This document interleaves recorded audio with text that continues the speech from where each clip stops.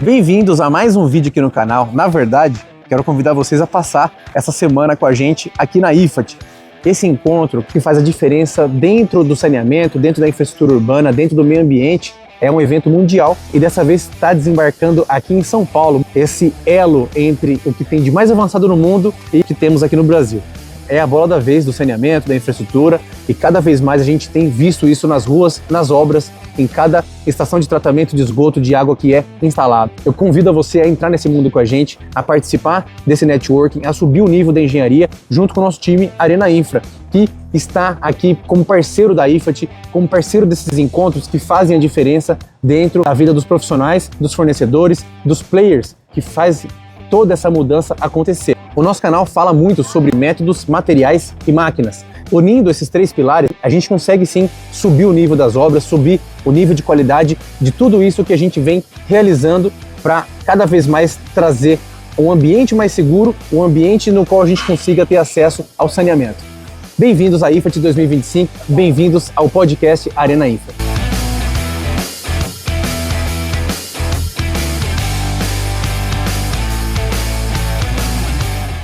Mais um podcast começando aqui. Ó, a sequência da galera que tá chegando aqui tá incrível. E pra gente poder dispensar um pouco das apresentações, estou com o Bruno, lá de Teófilo Otoni. E ele tem coisas incríveis aqui para falar para vocês nesse encontro, né, Bruno? A gente tá nessa feira, na IFAT, é um evento mundial que está acontecendo aqui em São Paulo. E ter te encontrado aqui também foi um prazer enorme e trazer você pro podcast mais ainda. Muito bem-vindo a esse podcast. Eu queria que você falasse um pouco da sua evolução profissional. Sim. Né? Até brinquei aqui, né? De onde você veio e para onde você vai. Que é importante demais a galera ver o que a engenharia, o que o saneamento pode fazer com que a gente possa evoluir e aplicar toda essa evolução na prática. O primeiro é um privilégio poder estar aqui ao lado desse cara que faz acontecer. Quem não acompanha, conheça, siga, só conteúdo de primeiríssima qualidade, vale muito a pena. E eu sou Bruno Ballarini, muita honra da cidade de Teófilo Otoni, Minas Gerais. Atuo lá como secretário de planejamento e tenho a minha vida empresarial na área de planejamento urbano e ambiental. Então, o que traz a gente para a IFAT Brasil, nessa parceria celebrada aqui com os organizadores, é a importância do saneamento básico. Sem saneamento básico não há desenvolvimento, sem planejamento não há desenvolvimento. O Brasil tem alguns pecados aí, né? 70% das cidades brasileiras com menos de 20 mil habitantes, e que são as cidades que nem a legislação obriga que elas estejam minimamente planejadas. Portanto, quando a gente fala de levar água tratada, coleta de esgoto e tratar esse esgoto, coleta e destinação final adequada do resíduo sólido, recuperação energética, controle da drenagem, nós estamos falando daquilo que gera qualidade de vida para as pessoas. E esse assunto sempre ficou para depois do Brasil, na grande política nacional, ficou para depois, em que pese os avanços que a gente vem tendo. Então, a IFAT Brasil, ela é o selo, talvez, daquilo que tem de melhor no mundo, tanto é que a maior feira de tecnologia serve de vitrine, né? Não é? Do mundo. Surgiu lá na Alemanha, nos anos 60, e hoje está aqui no Brasil, na sua segunda edição, fazendo toda a diferença, mostrando o que tem disponível para que a gente possa levar para as nossas cidades. Então, minha gratidão em estar aqui com você. Legal. É um prazer muito grande. Eu queria que você destacasse, Bruno, o que a gente comentou também agora há pouco sobre a importância da gente poder crescer de uma forma organizada. Então você falou que quantos por cento das cidades? 70% das cidades brasileiras têm menos de 20 mil habitantes. Olha só, olha que importante isso, gente. A hora de planejar, a hora de dar o start de como que se deve crescer de uma forma organizada, talvez seja nesse momento. É nesse momento. No qual a cidade ainda é embrionária, Sim. ainda está dando os primeiros passos. E o que geralmente acontece na prática, no histórico? Começa a crescer nesses primeiros passos de uma forma errada. Então, lá na frente vai ter que acontecer obras e adaptações que poderiam sair mais caro e poderiam ter sido evitadas no começo. Porque assim, por mais que ainda não esteja tão habitada, a gente consegue fazer um planejamento com crescimento gradativo, ou seja, não precisa gastar dinheiro agora. Sim. Dá pra gente resumir isso aqui pra galera? Dá, vamos lá. Ninguém percebe a importância do planejamento urbano até viver ou conviver com um problema urbano. A exemplo das enchentes e inundações, deslizamentos de terra, prejuízo de todas as ordens. Imagine a pessoa com deficiência, que não consegue transpor uma calçada porque ali tem uma lixeira fora do padrão, porque o poste de energia está no lugar errado. Isso entra no planejamento urbano. As ferramentas de planejamento urbano, de mobilidade urbana, de saneamento básico, plano de arborização, tudo isso compõe um conjunto de ferramentas fundamentais para o sujeito viver melhor na cidade que habita. Então, quando você tem a cidade pequena, esse é o momento. Vamos dar um exemplo? Imagine um recém-nascido. O que é a cidade de 20 mil habitantes? É um recém-nascido. Agora, você imagina virar para essa criança e falar assim, não, eu só vou dar vacina, comida, só vou higienizar essa criança quando ela tiver 2 anos. Ela vai sobreviver? Nunca. Então, e ela vai acumular diversas patologias. Sem dúvida. Aí eu pego essa cidade e deixo para planejar depois que ela tem 20 mil habitantes. Então, os problemas já estão instalados. E aí qual é o perfil de administração pública que a gente passa a ter nessa cidade? É o perfil reativo. É o seguinte, eu não planejei, então eu vou ter um problema, aquele problema ocorreu, eu vou agora recuperar em caráter de urgência ou de emergência, vai custar mais caro. E quando a gente fala custar mais caro, não é o custar mais caro para a prefeitura, é para o cidadão. Mais transtorno? Você mais fala? Transtorno e mais caro. Veja, se você tem um buraco, hoje tem uma rua lá que não tem drenagem, por falta de planejamento, e ali começou a se formar uma erosão. Então, se eu pego aquele buraco ali, que está pequeno, e vou resolver, ele vai custar 100 mil, 200 mil, 300 mil. Tá? Agora, se eu deixo aquele buraco crescer, ele vai custar 1 milhão, 2. Recurso esse que poderia ser investido em várias outras frentes de trabalho.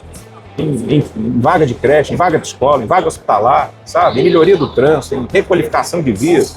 Poxa, dá para fazer muita coisa com dinheiro público. Ou seja, a gente tem então situações de faísca para não e resolver enquanto ainda está na faísca para não deixar virar incêndio. Exatamente. E aí você tem prefeituras que são muito mais trabalham como corpo de bombeiros apagando incêndios do que na prevenção. Agora, cá para nós, a gente não sabe até que ponto a prevenção não dá manchete, né? O problema que não ocorre, ele não vira tragédia. O problema que não ocorre, ele não vai para a imprensa. Então, se não tem mídia, não tem um salvador da pátria. Não tem aquele herói, né? Não tem o herói, né? Mas nós precisamos virar essa parte e falar, ó, tem tecnologia de sobra para isso. Agora, se o cidadão não entende, o cidadão que ocupa cargo público não tiver a compreensão da importância do planejamento urbano, ela é mais uma ferramenta. Mas perceba que todas as cidades no Brasil que se planejaram, elas cresceram de modo mais organizado e isso significa qualidade de vida, alegria em viver naquela cidade e, consequentemente, geração de emprego e renda. Nós estamos falando de componente de dignidade humana. Muito bem colocado. E assim, para a gente finalizar aqui, eu queria que você falasse para as pessoas que essas inspirações que você busca, muitas delas estão em encontros como esse, como você está fazendo aqui agora, e também outros países que você vem visitando e vai visitar. Comenta se é importante a gente poder fazer esse benchmark, né, essa comparação mundial sobre o que eles estão fazendo lá fora que a gente possa trazer para o nosso dia a dia aqui. E agora o desafio cresceu, hein? Sobre as suas experiências lá fora. A gente tem visitado alguns países demonstrando o quanto que o Brasil ficou para trás, mas, ao mesmo tempo, a quantidade de oportunidades que nós temos em detrimento dessas dificuldades que nós convivemos. Na próxima sexta-feira, Deus permitindo, nós vamos estar lá nos Estados Unidos, visitando algumas cidades, conhecendo como algumas prefeituras funcionam, na parte de trânsito, saneamento, destacadamente na coleta de lixo, tratamento de água e esgoto, distribuição... Como que é a dinâmica na prática? Como é que é a dinâmica, quais são os painéis de monitoramento disso, porque você conhece, você sabe disso, né? Hoje o painel de controle, ele é tudo dentro de uma administração, dá quase um Big Brother ali da cidade. As informações têm que estar sempre acessíveis, né? E o cidadão entender a importância daquela informação. Então é isso que a gente tem cavado, conhecendo, criando referência e trazendo aquilo que tem de melhor para a gente aplicar pelo Brasil afora, principalmente na região que a gente vive. Perfeito. E queria convidar você, né, para que você esteja junto desses encontros, desses eventos, fazendo com que a gente suba o nível, né, Bruno? Como é que é? Subir a régua, né? A gente tem que subir o sarrafo, subir a régua. Sarrafo. E é dessa forma com que a gente consegue proporcionar obras mais rápidas, mais limpas, mais seguras. Sim. E colocar uma evolução em cima disso. Com certeza. E quem ganha é você. A sociedade, né?